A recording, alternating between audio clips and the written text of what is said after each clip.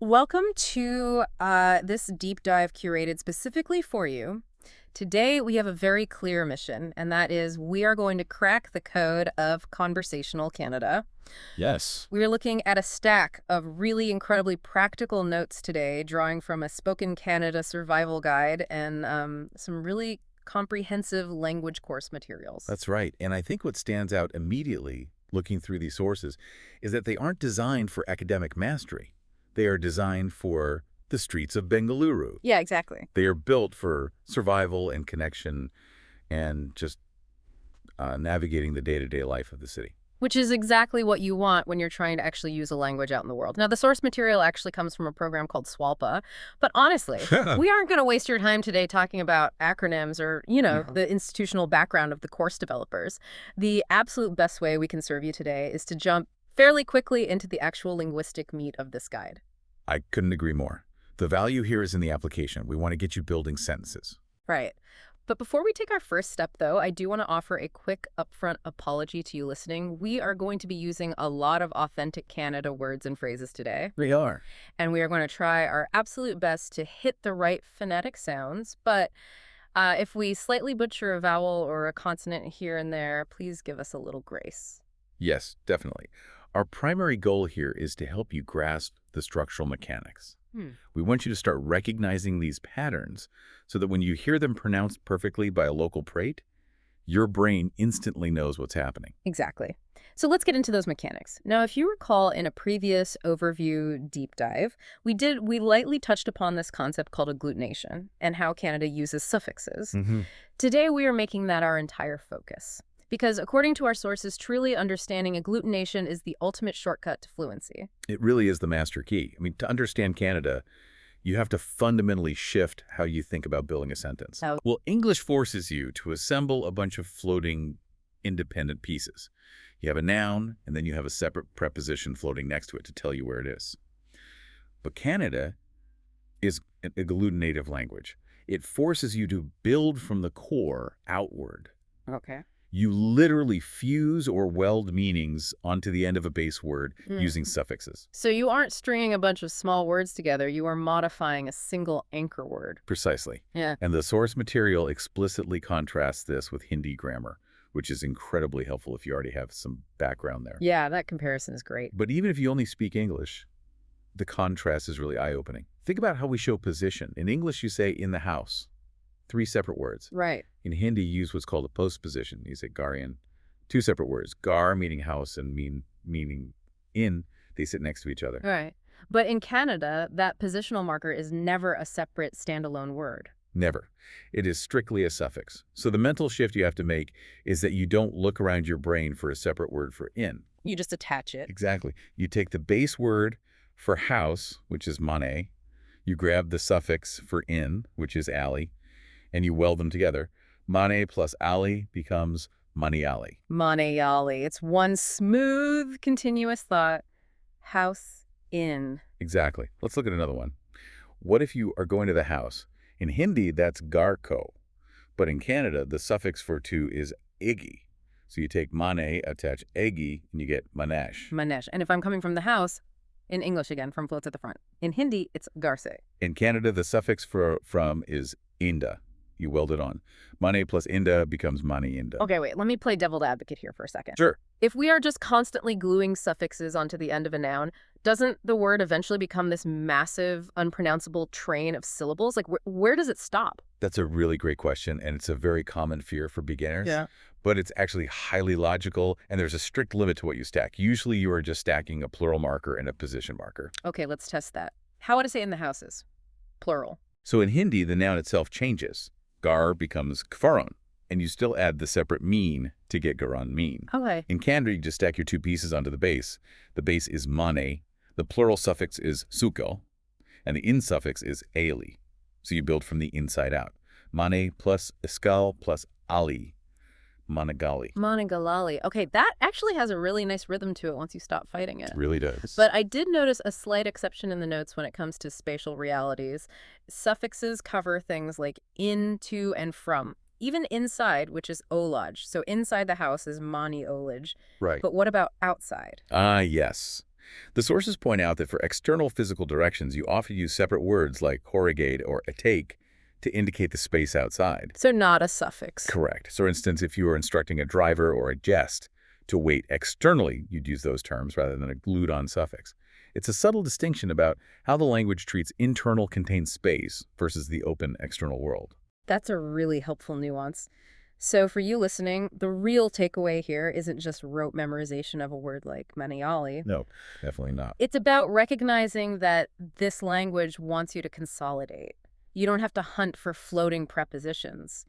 You learn a core noun, you learn a handful of directional suffixes, and you fuse them. It saves so much mental energy once your brain adapts. It does. And this architectural logic of gluing the meaning directly onto the core word applies to almost everything in the language. It even applies to how you navigate the social hierarchy of Bengaluru. Okay, let's talk about that. Let's say we are leaving our house, our main and we need to interact with the city. Maybe we're hailing an auto-rickshaw. Our sources make it very clear that Bengaluru's social grammar is built heavily on indirect politeness. It is absolutely vital. Linguistically, this means the distinction between informal and formal pronouns is critical. In Hindi, this is the to versus ap distinction. Right. Using the wrong form isn't just a minor grammatical slip. It can instantly put the person you were talking to on the defensive. Let's lay the groundwork for that. The singular informal word for you is ninu. This is your to equivalent. The guide is incredibly strict about this. You only use ninu for children or friends you are extremely close with. Right. For absolutely everyone else in the city, your auto driver, a shopkeeper, a stranger on the street, your colleagues, the safe default pronoun is nivu. Nivu. Functionally, this is your respectful ap or tum. It is your conversational shield. But here is where the concept of agglutination comes roaring back. I notice in the notes that you don't actually have to constantly say the word nivu to show respect. You can just bake the respect directly into the action you are asking for. Yes, this is one of the most practical hacks in the entire survival guide. To instantly transform a raw, blunt demand into a polite request, you just take the verb root and swap the into an ai or an air suffix. Just one vowel. Just that tiny little sound changes the entire social tone of the interaction. Let's walk through a real-world scenario. Let's take the verb root for go, which is hogu. Right. If you get into an auto and you just say hogu, that is a casual, blunt command. It's like pointing a finger and saying go. You only use that with a buddy.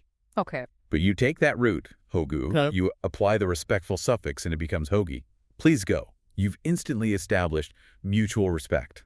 What if I'm handing the driver cash and I need my change back? The root word for give is kodu. Again, change kodu is a demand. You soften it. You make it change kodi. Kodi. And if I want them to come here, the root is ba. With the respectful suffix, ba elevates to bani. Please come. Bani. It's amazing how much heavy lifting a single vowel sound can do. Wielding this little I or iri suffix is literally the difference between sounding like a demanding outsider who doesn't get it and sounding like a local who understands the city's vibe. Exactly. The notes explicitly connect this to the famous Bengaluru phrase, Swalpa adjust madi. That phrase is a perfect example. Swalpa adjust madi translates roughly to please adjust or compromise a little. But notice that word at the end, madi. The base verb is mado, to do.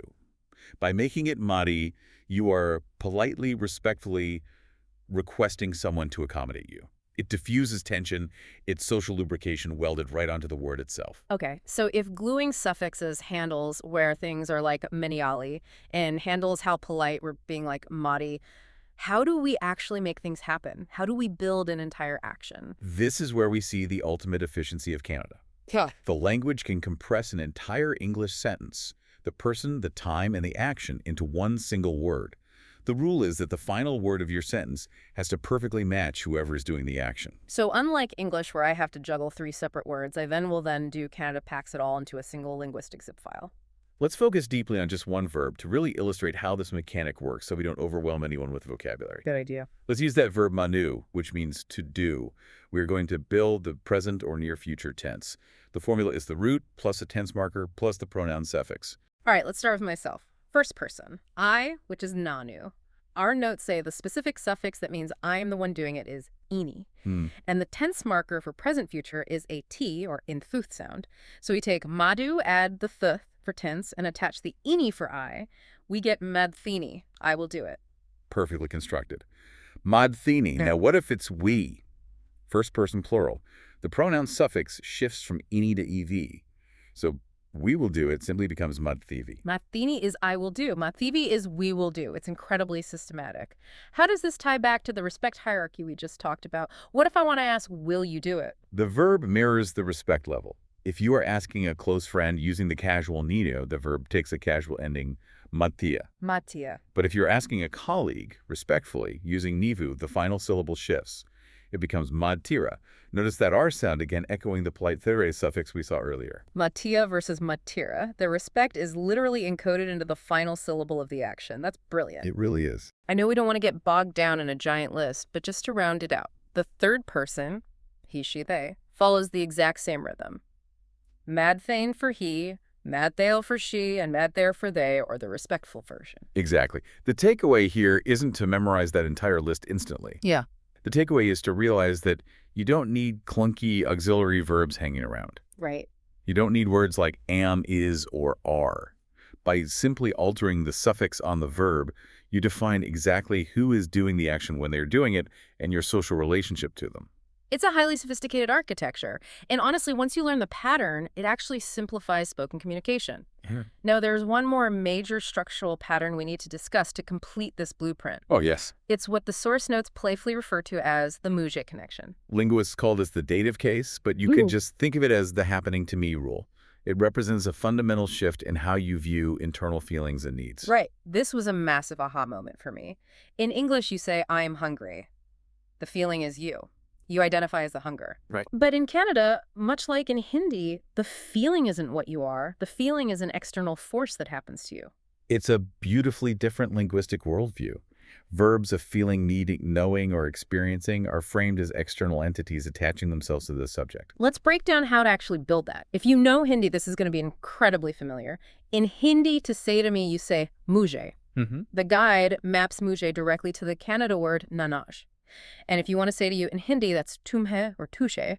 In Canada, that maps to ninj for casual or nimage for respectful. The mental architecture is completely identical, but let's explain it for anyone who doesn't speak Hindi.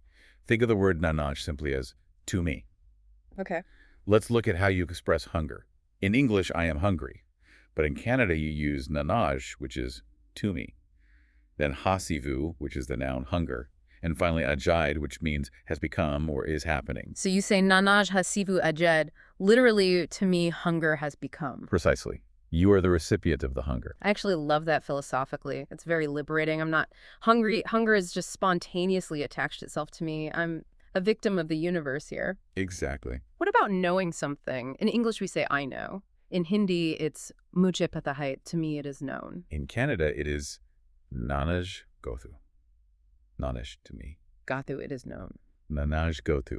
And if you don't know which is arguably the most useful phrase when you are a beginner, you just say nash gothiya. To me, it is not known. Very useful. Let's do one more that is crucial for survival. Expressing a want or a need. Let's say we've taken our audit, we've arrived at the cafe, and I want a coffee. In English, I want coffee. In Hindi, mujhe coffee chahiye. In Canada, the word for want or need is boku. So the sentence is nanaj coffee boku. To me, coffee is needed. Nanaj coffee buku. I feel like this is such a huge relief for anyone feeling overwhelmed by learning a new language. If you already think in Hindi grammar, swapping to Canada isn't about learning a completely new logical framework for how sentences exist in the universe. It's simply a vocabulary swap. You just swap muji for nanaj and swap chahi for buku. Exactly. You don't have to rewire your brain's basic logic circuits. You just have to learn the new set of words to snap into the slots that already exist in your mind. So true. And if you are coming from English, it just takes a little practice to stop saying I am and start saying, to me it is. Okay, we have covered a tremendous amount of ground today, tracking all the way from the house to the cafe. Let's wrap up this deep dive and summarize the linguistic toolkit you've just gained from these source materials. We set out to crack the code of conversational Kannada, and the answer resoundingly is mastering agglutination and focusing heavily on suffixes. We saw how positional glue, like alli for in and inda for from, replaces those floating separate prepositions we use in English. We saw how a simple I or erai welded onto a verb like bani or hogi instantly establishes the crucial Bengaluru hierarchy of respect. And we saw how pronoun markers and tense markers can compress an entire English sentence into a single, highly efficient Kannada word like matini. You now possess the structural blueprints. You do. You know how to build from the core noun outward, which allows you to construct almost any basic sentence you need to survive and thrive in the city. It's an incredibly powerful toolkit. But before we go looking at all of this, raises a deeper, almost philosophical question for you to ponder. Oh, I love these. We've just spent this entire time seeing how Canada literally glues spatial realities, like in or from, and even social hierarchy and respect, directly onto the physical words themselves. The objects and the relationships are physically bound together in the language. They're completely inseparable. Right. So does a language that uses heavy agglutination, where every relationship boundary and level of respect is literally physically attached to the core object, does that fundamentally change the way its speakers view the interconnectedness of their world? That is fascinating. Especially when you compare it to an analytical language like English, where every concept, every preposition, and every pronoun floats around in the sentence as a separate, isolated, independent entity. Does the very structure of the grammar force you to see the world in a more tightly woven, inseparable web of relationships? Wow. That is a massive question to chew on. Does the glued-together nature of the language create a glued-together worldview? I absolutely love that. You'll have to mull that over as you practice. Thank you so much for joining us on this deep dive. Take these concepts, take your new core vocabulary, and get out there into the streets of Bengaluru. Don't be afraid to make mistakes. Just remember to use your polite suffixes, and when in doubt, just smile and remember the golden rule, Swalpa adjustmati. Until next time.